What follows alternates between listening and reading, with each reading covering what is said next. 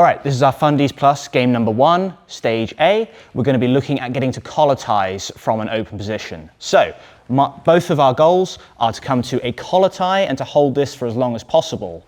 I want to be thinking about fighting the hands nice and early, especially to keep my opponent's arms away so that he can't take his collar ties. Stage B, we're going to be adding in a lower body attack so that we've got a dilemma between the upper and the lower body.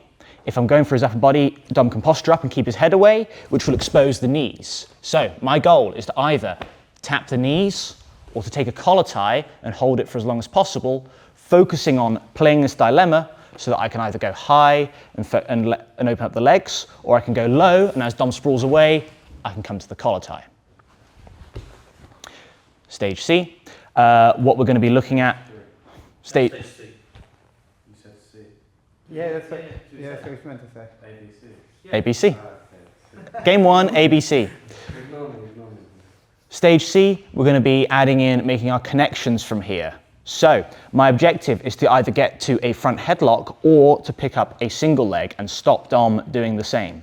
So as I'm coming here, I can snap him down into a front headlock, and I need to keep my legs away from him. Or I can focus on picking up the single leg and keeping my head high enough to avoid the front headlock. If I don't, Dom will be coming to his own technique and sprawling his legs away. Fundamentals Plus, game 11, we're going to be looking at locking up and finishing the triangle choke. So we're going to be moving backwards through the submission. So, section A. I'm going to start off. The arm is across the neck. This leg is around the back, and I've got hold of my own shin. My goal from here is to lock up and finish the triangle choke. My opponent's goal is to disengage. They can do that by posturing up or by getting both arms to the inside where I can no longer finish the strangle. Section B, we are going to be starting off from a 1 in, 1 out position. My feet are locked up, but his shoulder is all the way through, and I'm not ready to finish the strangle. My goal is to get to a lock-up position. In order to do this, I'm going to need to get my opponent's arm across, and I'm going to need to grab hold of my own shin to lock up. Again, my opponent is looking to disengage and either get both their arms to the inside or break out of the triangle. Section C, I'm going to be starting off with a grip. In this case, I'm going to start off with an overhook grip. Take the other side so it'll be easier to see. My goal is to get to 1 in, 1 out.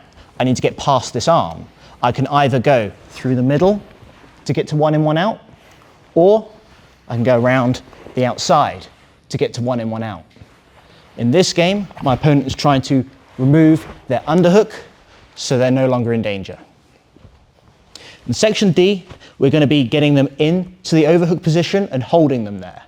So in this scenario, I need to break my opponent's posture and get hold of an overhook. A good way to do this will be to make my opponent post on the mat and take this overhook. Once you've got this overhook, hold on to it and maintain it for as long as possible while your opponent attempts to extract their arm.